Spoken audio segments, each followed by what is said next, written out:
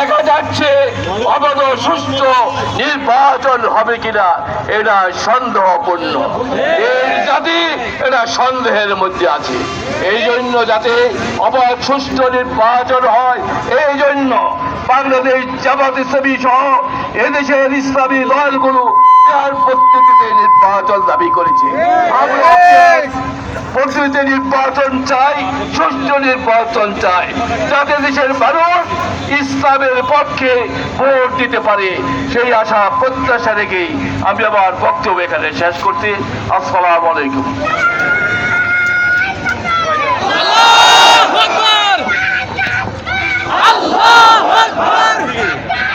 সংগ্রামী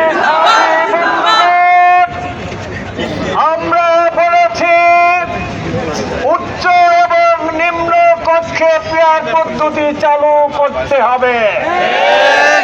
পেয়ার পদ্ধতি ব্যতীত আগামী দিনের নির্বাচন সুষ্ঠু হবে না। তা আমরা দেখেছি নারায়ণগঞ্জ 2 আসনের জামাত কর্তৃক মনোনীত প্রার্থীর উপর তারা আক্রমণ করেছে।